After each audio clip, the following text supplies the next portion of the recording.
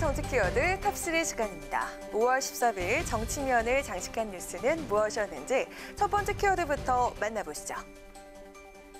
지난 총선에서 참패한 미래통합당의 최근 행보가 확연히 달라지고 있습니다. 신임 원내지도부는 첫 외부 일정으로 광주행을 선택하는가 하면 수도권 낙선자들은 진보 농객 진중권 교수에게 SOS를 요청했는데요. 달라진 통합당의 행보, 그 배경은 무엇일까요? 통합당 신임 원내지도부가 첫 외부 일정으로 5.18 광주 민주화운동 40주년 기념식에 참석합니다. 21대 국회 개원을 앞두고 여당과의 협치에 대한 의지와 호남 민심 끌어안기에 나선 모습인데요. 통합당 지도부는 5.18 기념식 참석은 물론 유가족과의 간담회 등도 계획하고 있다고 하고요. 특히 최근까지 이어졌던 당내 인사들의 5.18 망언에 대한 사죄도 있을 것으로 알려져 그동안 등 떠밀리듯이 기념식에 참석해왔던 것과는 사뭇 다른 통합당 지도부의 모습을 볼 수 있을 것으로 전망되고 있습니다. 한편 이번 총선에서 수도권에 출마해 낙선의 고배를 마신 통합당 출마자들은 진보 농객인 진중권 전 교수에게 도움을 요청했다고 하는데요. 이들은 친문 진영이 갖고 있는 패권을 가장 많이 질타한 분이라며 진 전 교수를 초청해 보수 혁신을 논의하는 세미나를 통해 보수 정치의 해법을 찾아보겠다고 밝혔습니다. 미래통합당의 변신, 혁신을 향한 몸부림으로 봐야 할 텐데요. 보수정치 세력의 심장폭격인 통합당의 이러한 혁신을 위한 노력이 어떤 결과를 가져올지 지켜보도록 하겠습니다. 이어서 오늘의 두 번째 정치 키워드입니다.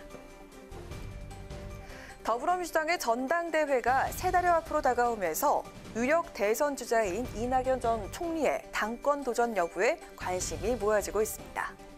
당 내에선 이 전 총리의 당대표 출마를 놓고 찬반 의견이 엇갈리고 있는데요. 그렇다면 이 전 총리의 마음은 어느 쪽으로 기울고 있을까요? 민주당의 새로운 당대표를 뽑는 전당대회는 당초 예정대로 8월에 치러질 전망인데요. 이 전 총리가 전당대회에 출마해야 한다는 의견이 당내에서 여전히 강한 것으로 알려졌습니다. 이 전 총리가 대권주자 호감도 여론조사에서 줄곧 선두를 달리고 있지만 당내 기반이 약하다는 약점을 당권으로 보완해야 한다는 이유에서인데요. 민주당의 한 의원은 이 전 총리의 전당대회 출마는 상수라며 대권에 도전하기 위해선 당을 지휘해본 경험이 반드시 있어야 한다고 강조했습니다. 그러나 이 전 총리가 당권을 건너뛰고 곧바로 대선으로 직행해야 한다는 의견도 만만치가 않은데요. 무엇보다 당대표직을 수행하게 되면 오히려 대선 가도에 타격을 입을 가능성을 배제할 수 없다는 것입니다. 이 전 총리가 당대표로 선출되더라도 당대표가 대권에 도전하려면 대선 1년 전에 사퇴해야 한다는 당권, 대권 분리 규정에 따라 6개월 시행부임기를 지내는 점도 당의 부담으로 작용하는데요.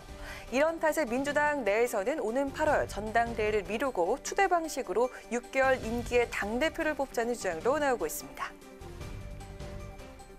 전당대회 후보 등록이 7월 초인 점을 감안하면 늦어도 6월 말까지는 최종 입장을 내려야 할 것으로 보이는데요. 당권 도전을 두고 장고에 들어간 이낙연 전 총리. 당권 경유, 대권 직행 중 어떤 티켓을 손에 쥐게 될까요? 마지막으로 세 번째 정치 키워드입니다.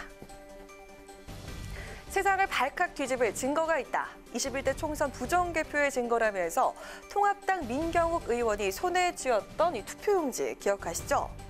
그런데 이 투표용지가 경기 구리시 선관위에서 유출된 것으로 확인되면서 중앙선관위가 대검찰청에 정식 수사를 의뢰했습니다. 선관위로부터 역공을 당한 민의원, 과연 어떤 반응을 내놨을까요? 해당 투표용지가 어떻게 유출된 건지 대검 수사를 의뢰한 선관위 발표에 민의원, SNS를 통해서 입장을 전했는데요. 검찰이 조사한다면 부정선거에 대한 수사가 시작된다는 말이 되겠다, 땡큐라며 자유민주주의 수호재단에 기꺼이 내 피를 뿌리겠다, 어서 나를 잡아가라라고 밝혔습니다. 민의원, 기표되지 않은 채 무더기로 발견된 사전투표용 비례대표 투표용지라며 이 문제의 투표용지를 빼도 박도 못할 조작의 증거라고 공개한 바 있는데요.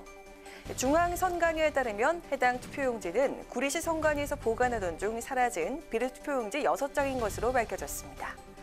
선관위는 분실 투표용지의 일련 번호와 일치한다며 다만 사전투표날 인쇄된 것이 아닌 총선 당일에 남았다가 이후에 분실된 투표용지라고 반박했는데요.